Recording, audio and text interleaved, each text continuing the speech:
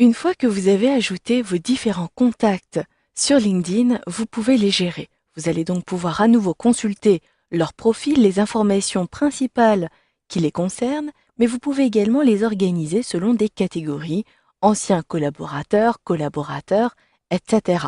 Vous verrez par la suite également comment supprimer des relations qui n'ont pas à être dans votre réseau social LinkedIn. Pour commencer, rendez-vous sur votre carnet d'adresses en sélectionnant tout simplement Réseau au niveau du menu. Maintenant, je désire consulter tous mes collaborateurs. Il me suffit donc de conserver comme cela toutes les relations, puis, vous le voyez, vous avez un volet central. À partir de ce volet central, vous pouvez connaître les informations d'un collaborateur en cliquant dessus. Attention, ne sélectionnez pas la case qui apparaît juste à gauche, mais bien le profil et automatiquement, vous le voyez à droite, j'ai ici une carte de visite avec le titre, j'ai ici le nombre de relations, ce qui me permettra de me connecter avec d'autres personnes. Je peux envoyer un message à cette personne rapidement, modifier ses informations, et là, il s'agira d'organiser ici mes contacts en ajoutant des catégories qui sont appelées étiquettes dans LinkedIn. Vous avez son adresse email et là l'intitulé du post pour l'instant. Avant de modifier la fiche d'un contact, vous pouvez filtrer cette liste des contacts. Effectivement, si vous avez de nombreux collaborateurs, de nombreux contacts, vous pouvez les filtrer à l'aide du volet de gauche, à l'aide des catégories qui ont été attribuées automatiquement par LinkedIn ou celles que vous avez créées, mais également à l'aide de filtres selon l'entreprise, le lieu, le secteur, les activités récentes. Je désire trier par lieu et retrouver uniquement les personnes habitant sur Paris ou travaillant sur la région parisienne.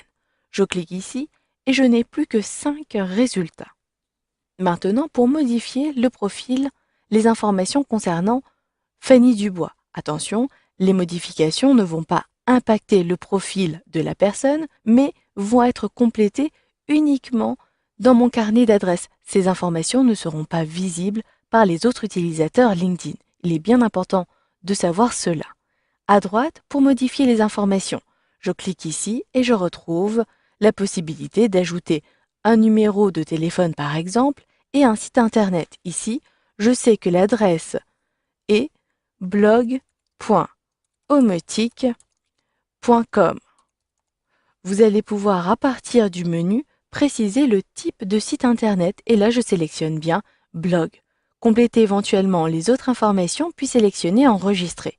Maintenant, pour organiser ici mes différents contacts, je désire ajouter une catégorie siège social. Pour cela, je sélectionne modifier les étiquettes ou je peux sélectionner tout simplement le menu déroulant. Soit je choisis une catégorie qui est déjà ici créée par LinkedIn, je sélectionne par exemple collègues, mais je désire également créer une nouvelle catégorie, donc siège social.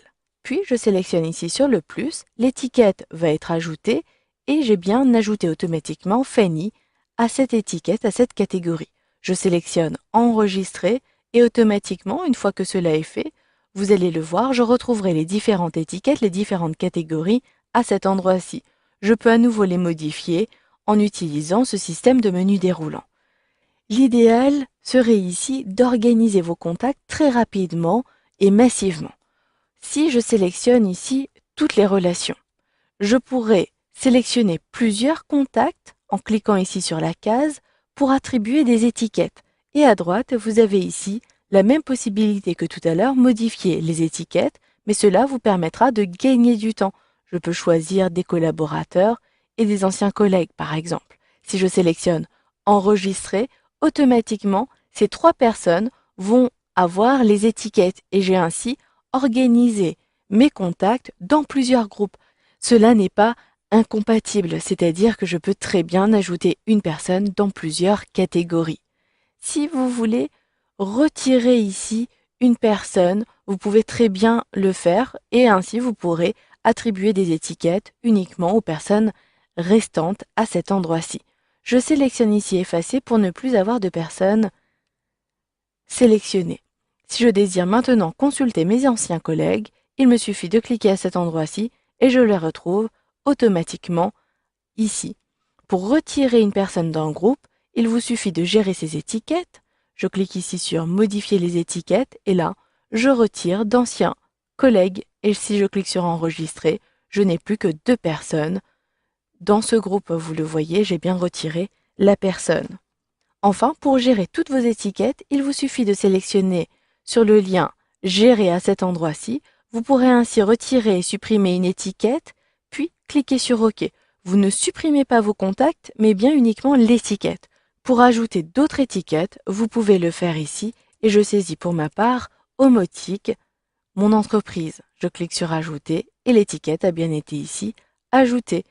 Enfin, si vous voulez supprimer par contre des personnes, vous allez devoir ici sélectionner Retirer des relations, sélectionner la personne à supprimer, puis cliquer ici sur Retirer. Valider votre demande et automatiquement la personne ne fera plus partie de votre carnet d'adresses. Voilà, vous savez donc maintenant comment gérer vos contacts sur ce réseau social.